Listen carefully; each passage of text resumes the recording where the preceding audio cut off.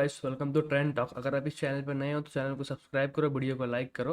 आपको इस चैनल पे स्टॉक मार्केट से रिलेटेड और जियो पॉलिटिकल जो मेन इवेंट है वो सब आपको कवर होते हुए मिलेंगे आपको इजी लैंग्वेज में। तो आज के ये वीडियो है, आप देखोगे टैरिफ का इम्पैक्ट कैसे हमारे इंडियन इकोनॉमी को होगा और इससे स्टॉक मार्केट कैसे प्रभावित होगा। जो डोनाल्ड ट्रंप कर रहा है कि पूरे वर्ल्ड पे टैरिफ लगा रहा है, ये चाहता है पूरे वर्ल्ड पे अभी एक स्लो डाउन आया, स्लो डाउन लेके आ रहा है। क्यों लेके आ रहा है उसके पीछे का रीज़न समझते हैं और टैरिफ का क्या है रीज़न, हमारे इंडियन इकोनॉमी में क्या इम्पैक्ट होगा। तो देखो 50% का जो टैरिफ का जो सबसे ज़्यादा इम्पैक्ट होगा वो है मैन्युफैक्चरिंग सेक्टर में, एक्सपोर्ट ओरिएंटेड मैन्युफैक्चरिंग सेक्टर में। तो ये क्लियरली आपको समझ आ रहा है कि जो कंपनियां मैन्युफैक्चर सामान बनाती है और एक्सपोर्ट करती है, सबसे ज़्यादा आपको उनमें खतरा देखने को मिलेगा। खासकर से आपको टेक्सटाइल में, गारमेंट्स में, ठीक है। उसके बाद आप देखोगे कि ज्वेलरी में, आपको इंजीनियरिंग में, ऑटो कंपनीज में, फार्मा में, केमिकल्स में, ये जो कंपनियां हैं इनका प्रोडक्ट क्या होता है, इनका प्रोडक्ट ये बाहर सप्लाई करती है। तो आपको बहुत ज़्यादा आपको इनमें डेंट देखने को मिलेगा। इनका जो स्टॉक प्राइस है आपको फॉल करता हुआ देखने को मिलेगा। अब क्यों करेगा, लॉजिकली हम समझते हैं। अब देखोगे लॉजिक जो है, समझते हैं 50% जो टैरिफ डोनाल्ड ट्रम्प लगा रहा है, इससे वहाँ अमेरिका में क्या हो जाएगा, अब जो चीज़ें हम एक्सपोर्ट करेंगे उनका दाम महंगा हो जाएगा। तो वहाँ का जो कंपनीज है, वो वहाँ का जो कंज्यूमर है उसके ऊपर दाम पड़ेगा महंगा। तो वो क्या करेगा, वो अभी वहाँ की कंपनियाँ क्या करेगी, वो शिफ्ट करेगी ऑर्डर बांग्लादेश में, वियतनाम में, इंडोनेशिया में। तो वो वहाँ से माल खरीदेगी। अब देखो हमारे इंडियन कंपनी के पास इतना वो बहुत कम कंपनी है जो अपना प्रोडक्ट पहले बांग्लादेश भेजे, बांग्लादेश से फिर क्या करे, वो फिर भेजे वहाँ यूएस भेजे। तो ऐसा बहुत कंपनियां कम कंपनियां कर पाएगी। तो मेजर ऑफ कंपनियां जो है उनको आपको देखना पड़ेगा, उनमें आपको स्लो डाउन देखने को मिलेगा। उनका क्या है, उनका ऑर्डर जो है कैंसिल हो जाएगा।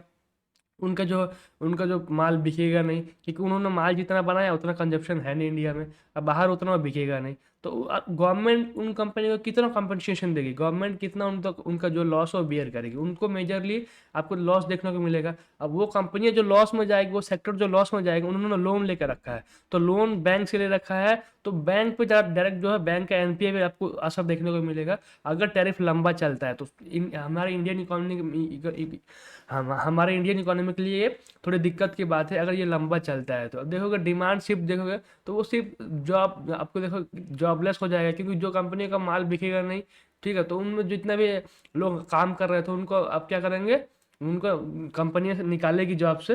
तो ये आपको देखने को मिलेगा। और उसके बाद तीसरा आपको देखने को मिलेगा एफआई का, आपको देखने को मिलेगा आउटफ्लो। अब मैं आपको दिखाऊं एफआई का डेटा दिखाऊं मैं आपको। तो आपको कंटिन्यूसली क्या देखने को मिलेगा कि एफआई देखो जुलाई में भी देखो, अब जुलाई में देखो 50,000 करोड़ का सेलिंग करा, ठीक है। आपको देखोगे अभी तक अगस्त में देखोगे तो 16,000 करोड़ का माल बेच चुका है। ये कि 7 दिनों के अंदर, 5 दिनों के अंदर आपको 16,000 करोड़ का माल कैश से बिकते हुए देखने को मिला। अब एफ देखोगे तो एफ में भी क्या है, 6,000 करोड़ का सेलिंग है। और आपको इंडेक्स में, स्टॉक्स में तो 2,000 करोड़ का सेलिंग है। तो कम से कम 20,000 करोड़ का माल आपको बिकते हुए देखने को मिला। अब डीआई मार्केट में, डीआई जो है बाय कर रहा है, एक दिन में डीआई का बाय 10,008, कैश में 10,000 करोड़ का बाइंग कर रहा है डीआई। तो डीआई अभी मार्केट को संभाल रहा है। अगर डीआई मार्केट को नहीं संभाले तो मार्केट में हमें क्या देखने को मिलेगा, हमें एक बहुत ज़्यादा फॉल देखने को मिलेगा हमारे स्टॉक मार्केट में। अच्छा खासा हमें करेक्शन देखने को मिलेगा। और करेक्शन किन कंपनियों में आएगा, जो कंपनियां मैन्युफैक्चरिंग करती है, जो एक्सपोर्ट करती है, जो माल बेचती है। आप देखोगे फार्मा में, जब तक फार्मा सेक्टर में, आपको सेक्टर का चार्ट दिखाओ, जब तक फार्मा में क्या लगा था, टैरिफ नहीं लगा था, फार्मा ऊपर की साइड में जा रहा था। ये डेली टाइम फ्रेम है, फार्मा ऊपर की साइड में जा रहा है। लेकिन ये 5 दिनों से देखो, जब से टैरिफ लगा है, तो ये फार्मा सेक्टर जो है आपको ऑलमोस्ट यहाँ से 7% की करेक्शन देखने को मिला। तो स्टॉक्स में क्या है, फार्मा स्टॉक्स में आपको सेलिंग देखने को मिल रहा है। अब देखोगे तो ऑटो में अभी क्या है, इंफ्रास्ट्रक्चर जो है वो सारे सेक्टर जो है, वन बाय फाइनेंस, इसमें भी प्रेशर देखने को मिल रहा है। तो टैरिफ का इम्पैक्ट की वजह से क्या है, मार्केट जो है आपको गिरते हुए देखने को मिल रहा है। तो देखो ऑटो सेक्टर कितना बढ़िया कर रहा था, टैरिफ लगने के बाद इसमें भी क्या है, आपको एक स्लो डाउन, एक चॉपीनेस एक रेंज में देखने को मिल रहा है। तो कोई भी मार्केट का सेंटीमेंट अभी ऐसा हो रखा है कि विदेशी पैसा जो मार्केट से निकल के बाहर की साइड में जा रहा है ड्यू टू टैरिफ। क्योंकि इंडिया अमेरिका का ट्रेड, अमेरिका का जो कंज्यूमर है वो बहुत ज़्यादा कंज्यूम करता है इंडियन चीज़ों को, क्योंकि इंडियन चीज़ें सस्ती होती है वहाँ, क्योंकि वहाँ पर जो बनती है वो महंगी होती है, इंडिया में सस्ती होती है। तो इंडिया के लिए एक अच्छा मार्केट है यूएस। तो अब यूएस में हमारी चीज़ें महंगी होगी तो हमारी चीज़ों को वहाँ पे कोई खरीदेगा नहीं, और क्या हो जाएगा, हमें देखने को मिलेगा इन्फ्लेशन, वहाँ पे हाई इन्फ्लेशन होगा।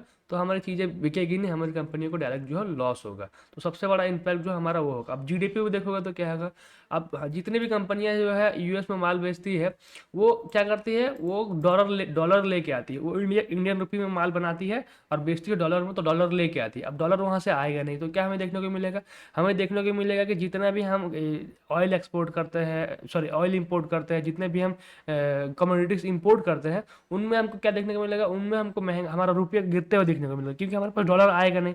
और हम क्या करेंगे, खरीदेंगे।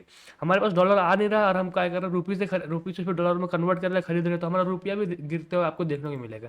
मैं आपको रुपी का चार्ट दिखाऊं तो आपको क्लियरली समझ आएगा कि रुपी कैसे चल रहा है। अभी मैं ये देखो यूएसडी यूएसडी आईएनआर है, देखो अभी $1 की कीमत देखो 87.7, तो ऑल टाइम लो पे है। हमारा रुपया बहुत कमजोर हो चुका है डे बाय डे, और टैरिफ की वजह से और कमजोर हो रहा है।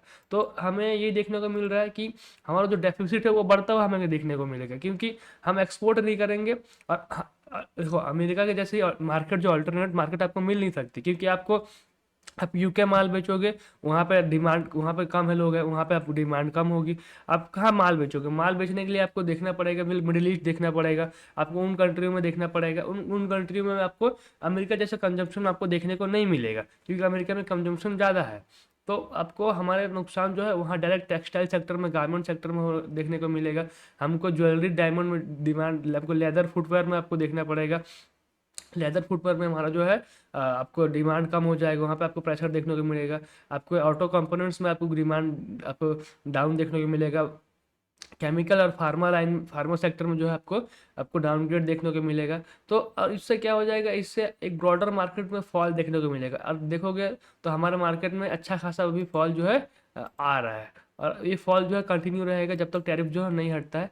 अब देखोगे तो टॉप से अभी जो टैरिफ, जब से टैरिफ की बात चल रही है तब से निफ्टी जो है 5% गिरा है। अगर निफ्टी 5% गिरा है तो लार्ज कैप स्टॉक 5% गिरे हैं, मतलब स्मॉल कैप गिरे हैं 7-8-10% के करीब, और जो सॉरी मिड कैप गिरे हैं 8-10% के करीब। जो स्मॉल कैप है उनमें तो आपको कम से कम 15% के करेक्शन देखने को मिलेगा। तो आपको बस देखना ये है कि अभी मार्केट के सेंटीमेंट क्या है, सेंटीमेंट के अकॉर्डिंग इन्वेस्टमेंट प्लान बनाना है, और हम आपको ट्रेडिंग प्लान इन्वेस्टमेंट के अकॉर्डिंग बनाना है। तो इससे क्या हो जाएगा, हमारी इकोनॉमी भी स्लो डाउन में जाएगी, हमारी इकोनॉमी में भी प्रेशर पड़ेगा।